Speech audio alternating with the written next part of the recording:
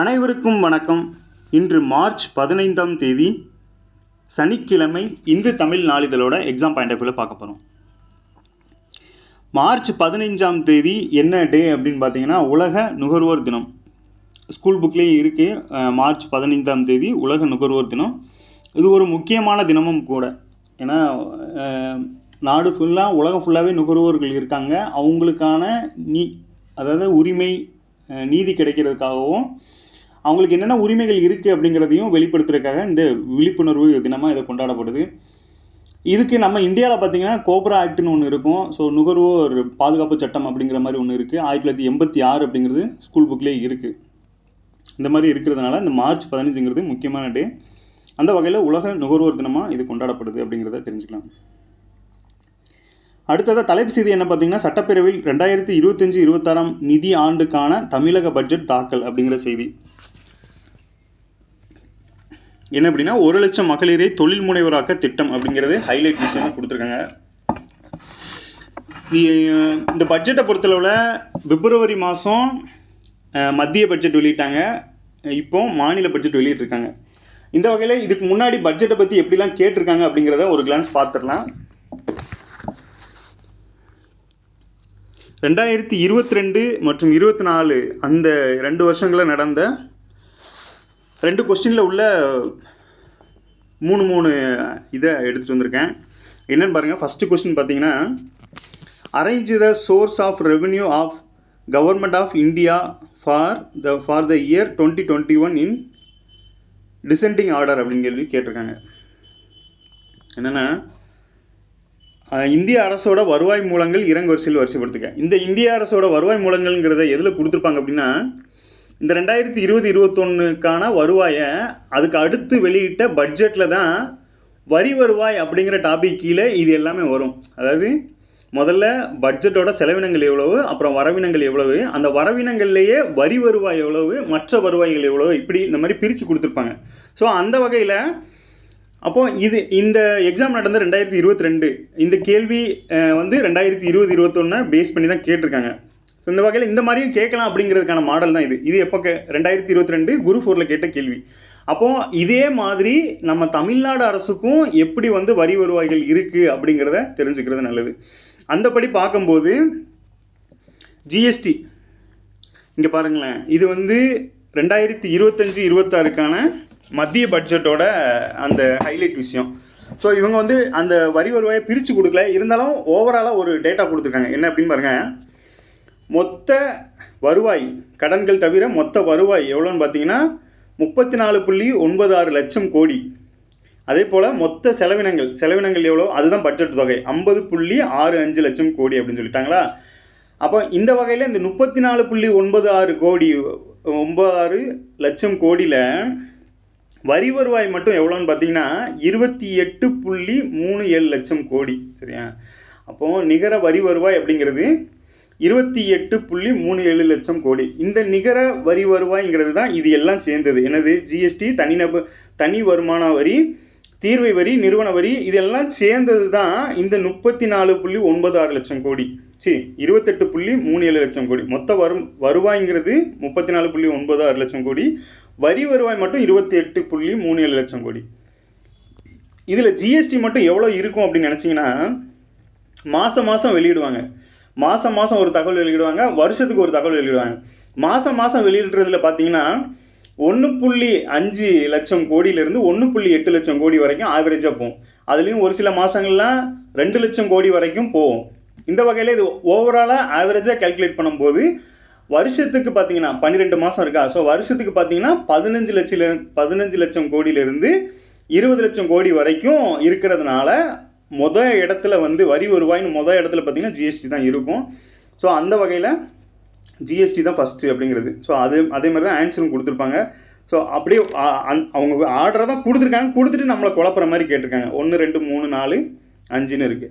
அப்போது அந்த ஜிஎஸ்டியை பொறுத்தளவில் ஃபஸ்ட் இடத்துல இருக்கா. ரெண்டாவது பர்சனல் இன்கம் டேக்ஸ், இந்த தனி வருமான வரி அப்படின்னு இருக்கா. இந்த தனி வருமான வரியில் இந்த வாட்டி என்ன திருத்தம் கொண்டு வந்திருக்காங்கன்னு பாருங்கள்.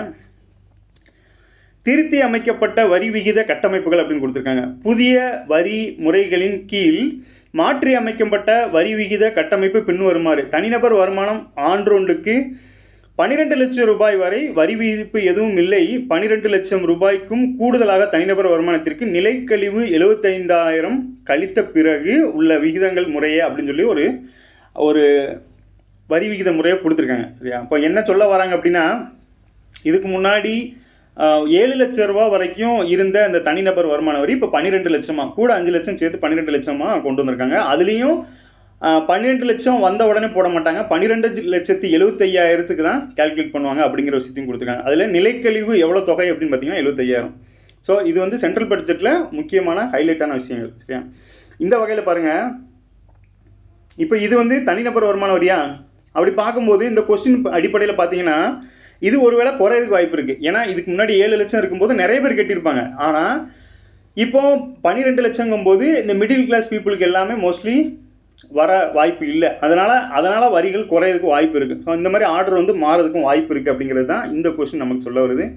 இதில் ஒரு கேல்குலேஷன் கொடுத்துருக்காங்க. அதாவது ஸ்லாப், இந்த ஜிஎஸ்டிக்கு எப்படி ஸ்லாப் இருக்கோ அது மாதிரி இந்த தனிநபர் வருமானம் வரைக்கும் ஸ்லாப் கொடுத்துருக்காங்க. இதை நம்ம எப்படி ஞாபகம் வச்சுக்கிற போகிறோம்? இதை வந்து இதாகவே கேட்டுடலாம். பொறுத்துக்கையில் வந்து அப்படியே கொடுத்துட்டு இத்தனை லட்சத்துலேருந்து இத்தனை லட்சம் வரைக்கும் எவ்வளோ சதவீதம் அப்படின்னு கேட்கலாம். அப்போ நம்ம இதை எப்படி ஆர்டர் பண்ணிக்கலாம் அப்படின்னா, ஃபஸ்ட்டு இந்த 4 லட்சம் 8 லட்சம் 12 லட்சம் 16 லட்சம் இதுங்கிறத ஃபஸ்ட்டு எழுதிக்கலாம். சீரியல் நம்பரை வந்து நம்ம எப்பயுமே லெஃப்ட் சைடில் போடுவோம். இந்த முறை ஷார்ட்கட்டுக்காண்டி நம்ம ரைட் சைடு போட்டுக்கிறோம். 1 2 3 4 5 6 வரைக்கும் போட்டுக்கிட்டு இந்த மாதிரி ஆர்டரில் போட்டுட்டு என்ன பண்ண போகிறோம் அப்படின்னா, இந்த 4 லட்சம் அப்படிங்கிற ஸ்டார்ட் ஆகுதா, அப்போ 4 லட்சம் டு 8 லட்சம் எல்லாமே பார்த்தீங்கன்னா 4 நாளாக தான் கூடியிருக்கும். அது காமனாக தான் இருக்கும். ஸோ 4 லட்சம் ஸ்டார்ட் ஆகும்போது சீரியல் நம்பர் என்னன்னு பாருங்கள். 4 லட்சத்துக்கு சீரியல் நம்பர் 1 இருக்கா, அப்போ 4ஐயும் 1ஐயும் கூட்டினீங்கன்னா 5 வந்துடும். அது மாதிரி 8லேருந்து 12 வரைக்கும் இருக்கா, அப்போ 8க்கு வந்து சீரியல் நம்பர் என்னென்னு பார்த்தீங்கன்னா 2ன்னு இருக்கும். ஸோ 8 2 10% அப்படின்னு ஞாபகம் வச்சுக்கோங்க. அப்புறம் 12 3ஐயும் கூட்டினீங்க அப்படின்னா 15 வந்துடும். இந்த மாதிரி சீரியல் நம்பரை ரைட் சைடு போட்டுட்டு அதையும் இதையும் ஷார்ட்கட்டாக வச்சு போட்டுக்கோங்க. இதில் வந்து இந்த பட்ஜெட்டை பொறுத்தளவில் ஹைலைட்டான விஷயங்கள் பார்த்தீங்கன்னா இந்த புள்ளி விவரங்கள் ப்ளஸ் இந்த டேபிள். ஸோ இது போக வேறு என்ன இருக்குது அப்படின்னு பார்த்தீங்கன்னா, தோல் பொருட்கள் சார்ந்து தமிழ்நாடு சார்ந்து இருக்கிறதுனால தோல் பொருளில் பார்த்தீங்கன்னா 47% இந்தியாவிலேயே தமிழ்நாடு தான் கான்ட்ரிபியூட் பண்ணுறாங்க. ஸோ தோல் பொருளுக்காக நிறைய நிதிகள் ஒதுக்கியிருக்காங்க. ஸோ அது சார்ந்த கட்டமைப்பெல்லாம் நிறைய பண்ண இருக்கிறாங்க அப்படிங்கிறதும் நம்ம ஹைலைட்டான விஷயம். ஸோ அது சார்ந்த ஒரு சில இதை சொல்லிடுறேன். இப்போ இந்த 2 விஷயம் இதில் ஹைலைட்டாக இருக்குது அப்படிங்கிறது இந்த கொஸ்டினை வச்சு நமக்கு தெரியுது. சரியா? இது வந்து 2022 கேட்கப்பட்டது. 2024 மத்திய பட்ஜெட் பற்றி எதுவும் கேட்கல, மாநில பட்ஜெட் பற்றி தான் கேட்டிருக்காங்க. ஸோ அதையும் பார்த்துருவாங்க. இதுவும் 2022 கேட்டது தான். இதில் என்ன கேட்டிருக்காங்கன்னு பாருங்கள். தமிழ்நாட்டின் முதலாவது பல்முனை சரக்கு போக்குவரத்து பூங்காவில் டேஸ் அமைப்பிற்கு தொடர்பு இல்லைன்னு கேட்டிருக்காங்க. அப்போ எதுக்கு தொடர்பு இல்லையோ அப்போ மீதி உள்ளதெல்லாம் தொடர்பு இருக்குன்னு அர்த்தம். இப்போ பல்முனை போக்குவரத்து பூங்கான்னு சொல்லிட்டாங்களா. இதில் என்ன அப்படின்னா, தமிழ்நாட்டின் முதலாவது பல்முனை சரக்கு போக்குவரத்து டிரான்ஸ்போர்ட்டேஷன் பற்றி கேட்டிருக்காங்க. அப்போ சென்னை துறைமுக கழகம், தமிழ்நாடு தொழில் வளர்ச்சி நிறுவனம், national highways logistic management limited, இது எல்லாமே இந்த பல்முனை சரக்கு போக்குவரத்து பூங்கா தொடர்பாக இருக்குது. இதிலேருந்து என்ன சொல்ல வராங்க அப்படின்னு பார்த்தீங்கன்னா, இந்த தொழில் வளர்ச்சி நமக்கு வந்து அதாவது தமிழ்நாடு வளர்ச்சி நிர்வாகம் அப்படின்னு கொடுத்துருக்காங்களா, அதில் தொழில் வளர்ச்சி எப்படி இருக்குது, அதுக்கு வந்து இந்த போக்குவரத்துங்கிறது எவ்வளோ முக்கியத்துவமாக இருக்குது, அதுக்கு தமிழ்நாடு அரசு எந்த அளவுக்கு கவனம் செலுத்துகிறாங்க அப்படிங்கிற விஷயத்தை தான் இந்த கேள்வி மூலம் நம்ம கேட்க வராங்க. அப்போது இந்த பட்ஜெட் மூலமாக சில விஷயங்கள் எப்படின்னா, இந்த போக்குவரத்துங்கிறது அதாவது பொதுமக்கள் போக்குவரத்து வேறு, இந்த வணிக போக்குவரத்து வேறு. ஸோ இந்த வகையில் வணிக போக்குவரத்துக்கு வந்து எந்த அளவுக்கு இது பண்ணுறாங்க அப்படிங்கிறத பொறுத்து தான் இந்த கேள்வி அமைஞ்சிருக்கு. ஸோ இந்த மாதிரி கேள்வி கேட்கலாம் அப்படிங்கிறதுக்கு இது எடுத்துக்கிட்டேன். இது வந்து 2022 குரூப் 4 கேட்ட கேள்வி. ஸோ இது மாதிரியும் வர்ற விஷயத்த நம்ம நோட் பண்ணிக்கிறது நல்லது. அடுத்து பாருங்கள், சுகாதார கொள்கை. சுகாதார மற்றும் குடும்ப நல கொள்கை குறிப்பு 2021-22 படி, கோவிட் தொற்று சவாலின் போது தமிழக அரசு மிகவும் சிறப்பாக தனது கவனத்தை தாய் மற்றும் குழந்தைகள் பராமரிப்பு, சுகாதார முயற்சிகள் மற்றும் சேவை மற்றும் பிற தொற்று, அதாவது இதில் இருந்து என்ன சொல்ல வராங்க அப்படின்னா, இந்த ஒரு குடும்ப நல கொள்கைன்னு ஒன்று வெளியிட்டிருக்காங்க. இது மூலமாக நம்ம தமிழ்நாட்டோட இன்ஃப்ராஸ்ட்ரக்சர், மெடிக்கல் இன்ஃப்ராஸ்ட்ரக்சர் நல்லா இருக்குது அப்படிங்கிறத சொல்லியிருக்காங்க. சொல்லிவிட்டு இந்த கொரோனா டைமில் வந்து அந்த இன்ஃப்ராஸ்ட்ரக்சர் நல்லா இருந்ததுனால நம்ம வந்து நல்லபடியாக அதை வந்து கையாள முடிஞ்சுது அப்படிங்கிற விஷயத்தையும் சொல்லியிருக்காங்க. இதை கொடுத்துட்டு காரணத்தில் பாருங்கள், இந்தியாவில் மருத்துவருக்கும் நோயாளிக்குமான விகிதம் வந்து மிக அதிகம் உள்ளவற்றில் தமிழ்நாடு ஒன்றுன்னு சொல்லியிருக்காங்க. அது கிடையாது, அது தப்பு. ஏன் அப்படின்னா, இந்த விகிதத்தை பொறுத்தளவில் குறைய தான் இருக்கணும். ஏன்னா நம்ம நல்லாவே இருக்கோம் இன்ஃப்ராஸ்ட்ரக்சரில், அப்போ அந்த விகிதத்தை பொறுத்தளவு குறைய இருக்கணும். இப்போ மற்ற மாநிலங்களில் 1000 டாக்டர்களுக்கு 1000 மக்களுக்கு, அதாவது 1000 மக்களுக்கு ஒரு டாக்டர் இருந்தாங்க அப்படின்னா, தமிழ்நாட்டை பொறுத்தளவு 100 மக்களுக்கு ஒரு டாக்டர் இருப்பாங்க. அப்போ அந்த விகிதம் வந்து குறைய இருக்கும். இந்த இதை பொறுத்தளவில் விகிதம் குறைய இருக்கணும். நம்ம அதிகம் இருக்குது அப்படிங்கிறதுனால நம்ம முன்மாதிரியாக இருக்கோம் அப்படின்னு நம்ம வந்து தப்பான கணக்கு போட்டுறக்கூடாது. சில இடங்களில் கொஞ்சம் யோசிச்சு போடணும். அவங்க குழப்புறதுக்காண்டி தான் இந்த கேள்வி கேட்டிருக்காங்க. அப்போது நம்ம அதில் குழம்பி இதாகிடக்கூடாது. அந்த வகையில் இந்த 2வது காரணம்ங்கிறது தவறானது. ஸோ நம்ம வந்து இன்ஃப்ராஸ்ட்ரக்சரில் நல்லா இருக்கும் அப்படிங்கிறதெல்லாம் டாக்டர்ஸுமே நம்மகிட்ட நிறைய இருக்காங்க. ஸோ 100 மக்களுக்கு வந்து ஒரு டாக்டர் அப்படிங்கிற மாதிரி நம்ம விகிதத்தில் மற்ற மாநிலங்களை கம்பேர் பண்ணும்போது நம்ம கம்மியாக தான் இருக்கும் அப்படிங்கிறத இதன் மூலமாக தெரிஞ்சுக்கோங்க. அப்போது நம்ம இப்போ இதுலேருந்து என்ன எதிர்பார்க்குறாங்க அப்படின்னா, சுகாதாரம் சார்ந்த திட்டங்களுக்கு என்னென்ன நிதிகள்லாம் ஒதுக்குறாங்க, அதில் நம்ம எப்படி சிறப்பாக கையாளுறோம் அப்படிங்கிற விஷயத்தையும் நம்ம தெரிஞ்சுக்கணும். இது வந்து 2022 குரூப் 4 கேள்வியின்படி கேட்கப்பட்டது. ஸோ 3 கொஸ்டின் பார்த்துருக்கோம். 3மே 2022 கேட்கப்பட்டது. சரியா? இப்போ இந்த சுகாதாரத்தை பொறுத்தளவில், இந்த சுகாதாரத்தில் பாருங்கள், இந்த இவ்வளோ ரூபாய் ஒதுக்கியிருக்காங்க இந்த வருஷத்தில். சுகாதாரத்துக்கு பார்த்தீங்கன்னா 21,906 கோடி ரூபாய் இந்த சுகாதார வளர்ச்சிக்காக ஒதுக்கிறாங்க. ஸோ மற்ற இதை கம்பேர் பண்ணும்போது இதுவுமே இந்த டாப் லிஸ்ட்டில் இருக்குது அப்படிங்கிறத இதன் மூலமாக தெரிஞ்சுக்கலாம். அப்புறம் லாஸ்ட் டைம் குரூப் 4 கேட்கப்பட்ட கேள்விகளை கொஞ்சம் பார்த்துருவோம்.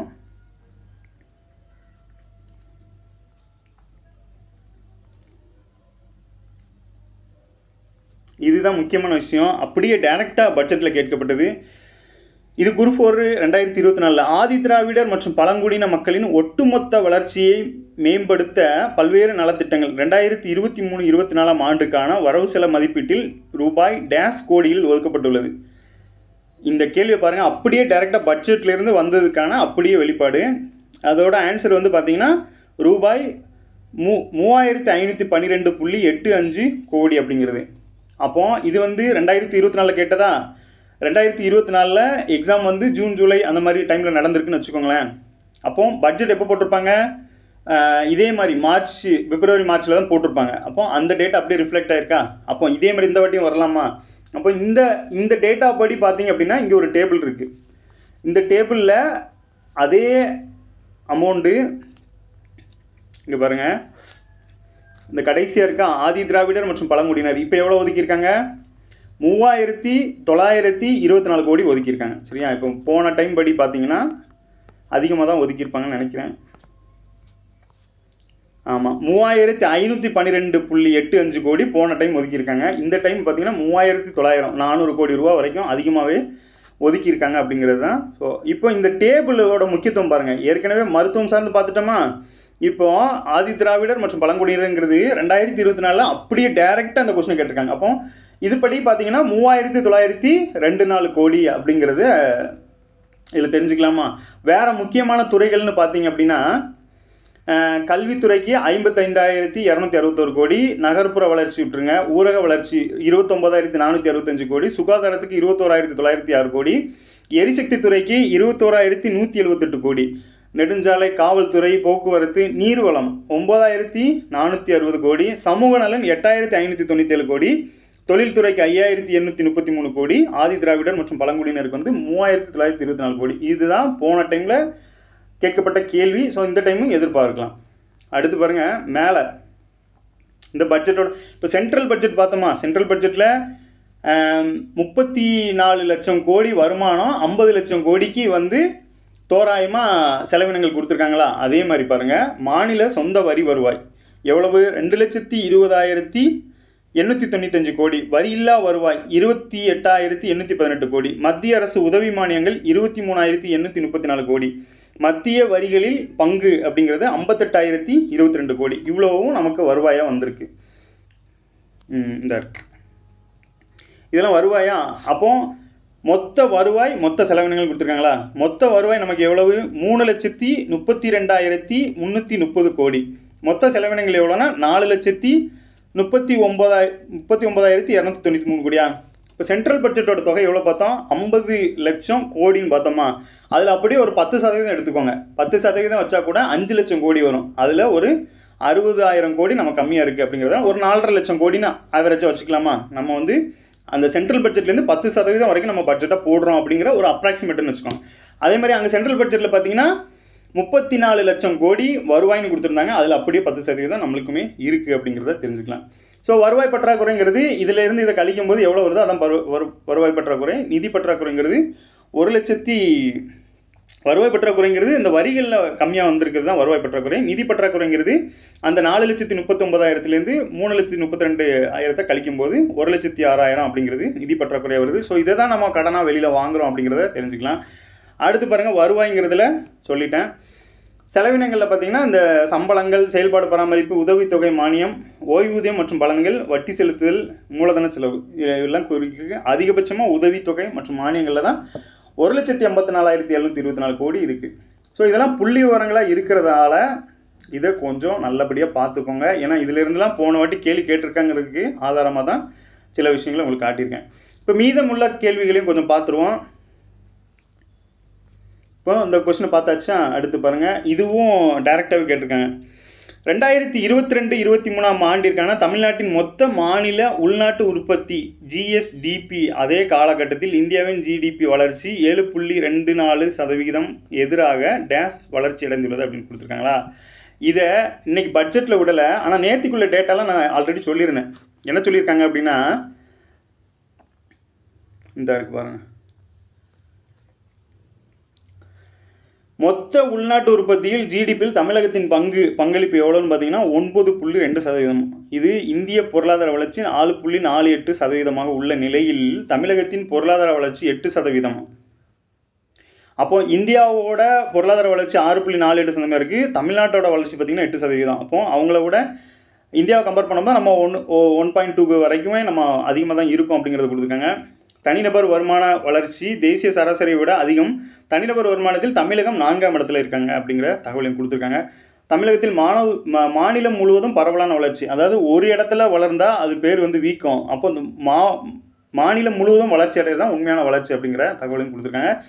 இப்போ இந்த தகவலின்படி இப்போ இந்த கொஸ்டினை பாருங்கள். இதில் என்ன சொல்லியிருக்காங்க, ஜிடிபி இந்தியாவோட ஜிடிபி வளர்ச்சி 7.24 அப்படின்னு சொல்லிட்டு தமிழ்நாட்டோட வளர்ச்சி 8.19. அதே மாதிரி தான் இப்பயும் இருக்குது. இப்போ எவ்வளோனா இந்தியாவோட வளர்ச்சி 6.48% இருக்குது, தமிழ்நாட்டோட வளர்ச்சி 8% வரைக்கும் இருக்குது அப்படிங்கிற தகவலை கொடுத்துருக்காங்க. அதில் இந்தியாவில் தமிழ்நாட்டோட பங்கு வந்து 9.2% இருக்குது அப்படிங்கிறதையும் சொல்லியிருக்காங்க. ஸோ இந்த கொஸ்டினோட ரிஃப்ளெக்ஷன் தான் அந்த கரண்ட் டேட்டா. இப்போ இது போன 2024 டேட்டா, இது வந்து 2025 டேட்டா. இப்போ இதையும் நோட் பண்ணிக்கோங்க. இது 2024 கேட்கப்பட்ட கேள்வி. 22-23க்கான பட்ஜெட் போட்டு முடிச்சதுக்கப்புறம் 24 கேட்கப்பட்ட கேள்வி. அடுத்ததை பாருங்கள், திறனறிவு தேர்வு தொடங்கப்பட்டது. 2023 ஆண்டு திறனறிவு தேர்வு தொடங்கப்பட்டதா. அரசு பள்ளி மாணவர்களின் முதன்மை கல்வி நிறுவனத்தில் உயர்கல்வியில் பயில ஊக்குவிக்கப்பட்டதா. அப்போ இந்த கேள்வியை பார்க்கும்போது 2023 தொடங்கியிருக்காங்க அப்படின்னா, அப்போ அந்த டைமில் போடப்பட்ட பட்ஜெட்டில் கல்வித்துறைக்குன்னு சில நிதிகள் ஒதுக்கியிருப்பாங்க. அந்த நிதிகளில் இந்த திறனறிவு தேர்வுக்கும் ஒரு அமௌண்ட்டாக ஒதுக்கியிருப்பாங்க. அப்போ என்ன பார்க்கணும், கல்வித்துறை சார்ந்து எவ்வளோ ஒதுக்கியிருக்காங்க அப்படின்னு பார்த்தோம் அப்படின்னா தெரிஞ்சு. இந்த பாருங்களேன், பள்ளியில் உடற்கல்வி பாடத்திட்டத்தில் சதுரங்க விளையாட்டுன்னு சொல்லிட்டாங்களா. ஸோ இதுக்கு ஒரு அமௌண்ட்டை ஒதுக்கியிருப்பாங்க. ஏன், இது வந்து இந்த உலக லெவலில் இந்த செஸ் ஒலிம்பியாட்லாம் நம்ம நடத்தியிருக்கோம், நிறைய கேம்ஸ் எல்லாம் நடத்தியிருக்கோம். ஸோ அது மூலமாக தமிழ்நாடு வந்து முன்மாதிரியே இருந்ததுனால ஸோ அந்த விஷயத்தையும் பண்ணியிருக்காங்களா. அது போக பள்ளி கல்வித்துறைக்கு எவ்வளோ ஒதுக்கியிருக்காங்க அப்படிங்கிற தொகையும் பார்த்துருவோம். ஃபஸ்ட்டு எடுத்தோன்னே அதான் இருக்குது. என்னென்னா கல்விக்கு வந்து 55,261 கோடி ஒதுக்கியிருக்காங்க. ஸோ அது மாதிரி ஒதுக்கும்போது இந்த திறனறிவு தேர்வுக்கு சார்ந்ததும் அதில் இருந்திருக்கும் அந்த டைம் பட்ஜெட்டில். அப்போ கல்வித்துறை சார்ந்தும் கேட்குறாங்க அப்படிங்கிற இது மூலமாக நம்ம தெரிஞ்சுக்கலாம்.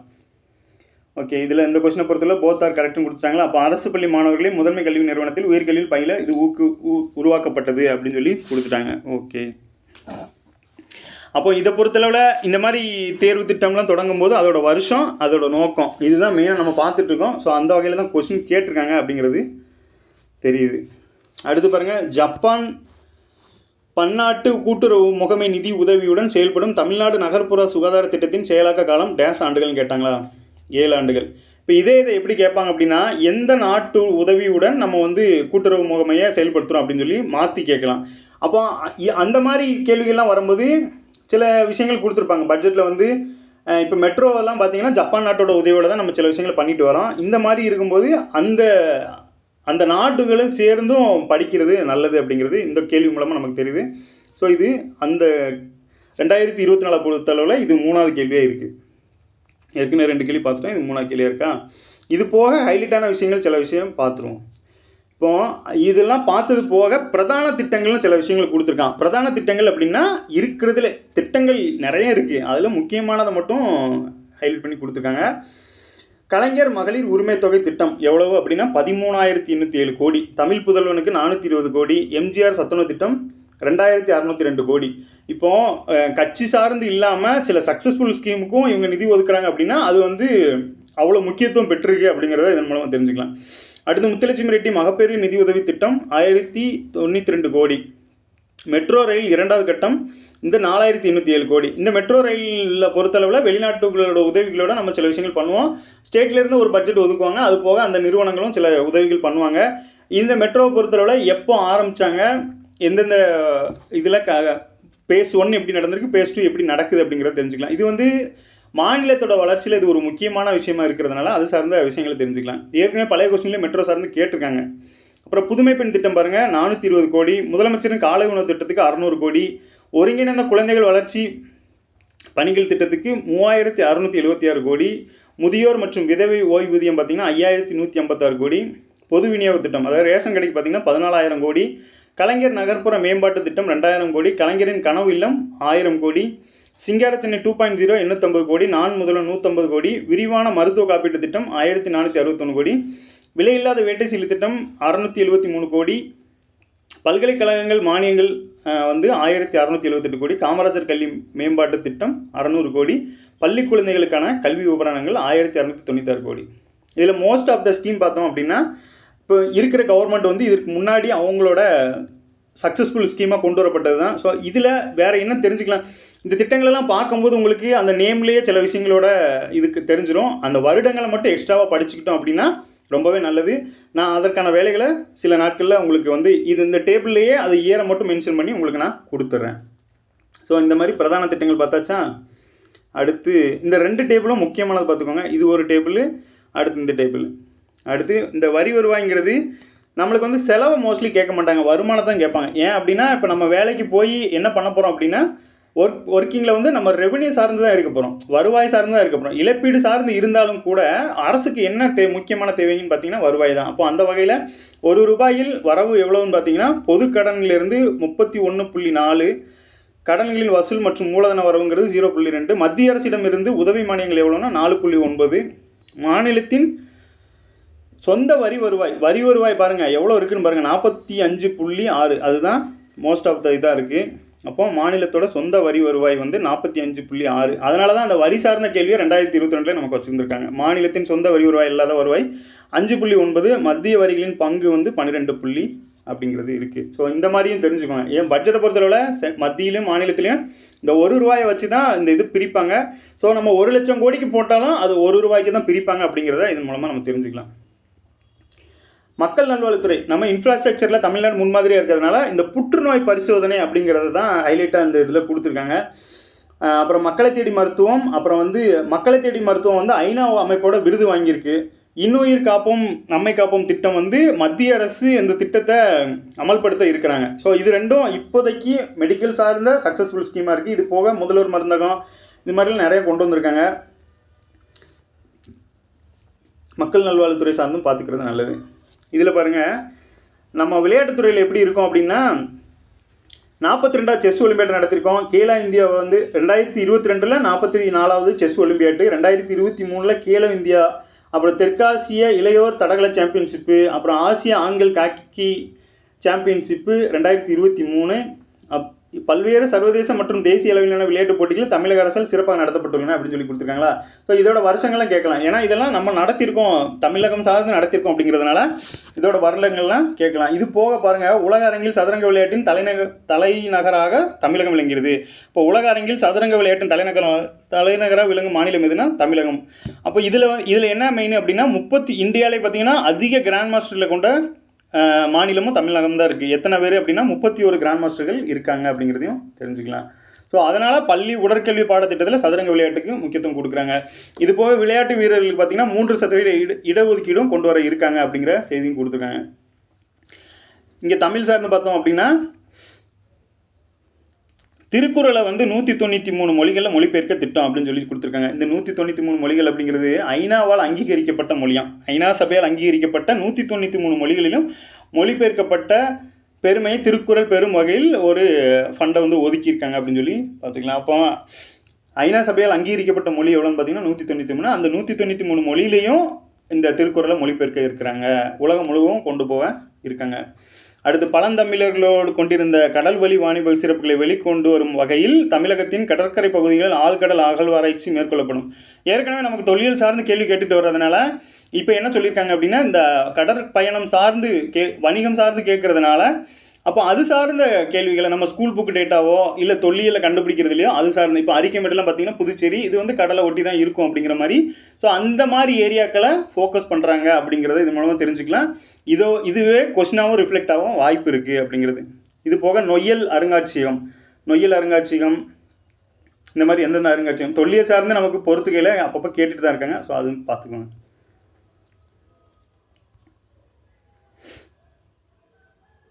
இந்த மெட்ரோ ப்ராஜெக்ட் வருது பாருங்கள், இது எந்த நாடுன்னு இதில் கொடுக்கல.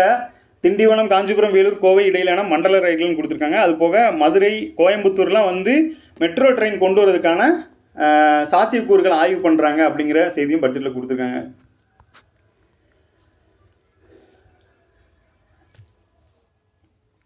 அடுத்ததாக நியூஸ் பேப்பரை கொஞ்சம் பார்த்துருவாங்க.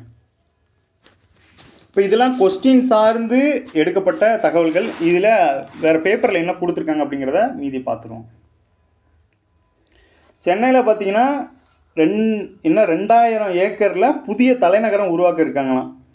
அது போக 3500 கோடியில் 1,00,000 வீடுகள். இந்த கலைஞர் கனவு இல்லம் அப்படிங்கிற திட்டத்தின் கீழே 1,00,000 வீடு கட்டுறதுக்கு இது பண்ணிகிட்ருக்காங்க. அடுத்து முக்கியமானது திருக்குறளை மொழிபெயர்க்க, அப்புறம் உலக தமிழ் ஒலிம்பியாட் அப்படின்னு ஒரு போட்டி நடத்திருக்காங்களாம், உலக தமிழ் ஒலிம்பியாட் அப்படின்ட்டு. அப்புறம் ஈரோடு கொடுமணல், இதை எப்படி கேட்பாங்கன்னா, இந்த கொடுமணல் எந்த மாவட்டத்தில் இருக்குன்னு கேட்பாங்க, ஈரோடுன்னு போட்டுருங்க. ஏன்னா அங்கே வந்து அகலாய்வுகளை மையப்படுத்தி நொய்யல் அருங்காட்சியகம் வந்து எங்கே அமைய இருக்குது அப்படின்னா இந்த ஈரோடு கொடுமணல் அப்படிங்கிறத ஞாபகம் வச்சுக்கோங்க. கலைஞர் கனவு இல்ல திட்டம், முதலமைச்சரின் கிராம சாலைகள் திட்டம், இதிலெல்லாம் பார்த்தீங்கன்னா அந்த திட்டத்தோட பேர்லேயே அதற்கான நோக்கங்கள்லாம் இருக்கிறதுனால எக்ஸ்ட்ராவாக நம்ம என்ன படிக்கணும் அப்படின்னா அந்த வருடங்களை மட்டும் படிச்சுக்கிட்டாலே போதுமானது. இந்த வகையில் நிறைய திட்டங்கள் கொடுத்துருக்காங்க. இங்கே ஒரு இது பாருங்கள், பூனாரை பறவைகள் சரணாலயமாக தனுஷ்கோடி அறிவிக்கப்படும். பூனாரை, அப்போ இந்த பூனாரை அப்படிங்கிற பறவைகள் வந்து எங்கே இருக்குது அப்படின்னு பார்த்தீங்கன்னா தனுஷ்கோடியில் இருக்குது அப்படிங்கிறத இது மூலமாக தெரிஞ்சுக்கலாம். முக்கியமான திட்டங்கள்லாம் இருக்குது.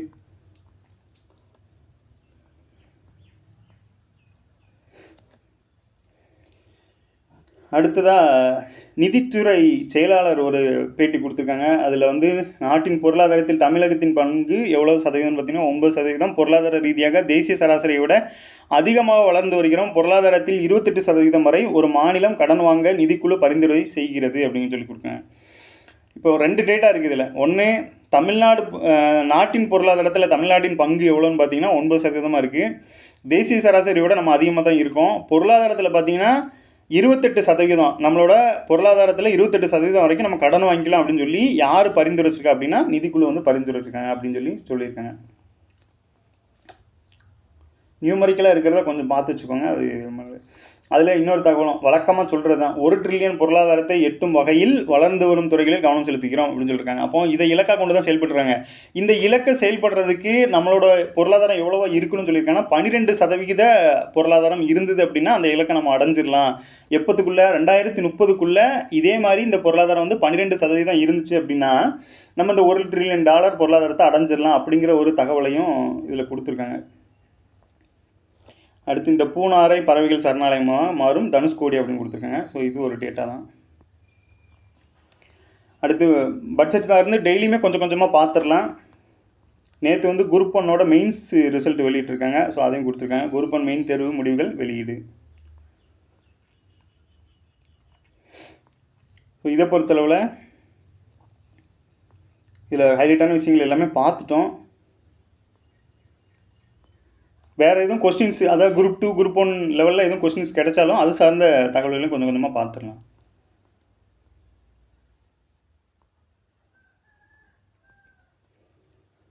விண்வெளி சார்ந்த ஒன்று கொடுத்துருக்காங்க. ஸோ அதை பார்த்துருவோம். என்ன அப்படின்னா, கடந்த 2015ஆம் ஆண்டு முதல் இதுவரை 34 நாட்டின் செயற்கைக்கோள்களை ஏவி இந்தியா வந்து 1260 கோடி ரூபா வருவாய் ஈட்டியிருக்கு அப்படின்னு சொல்லி கொடுத்துருக்காங்க.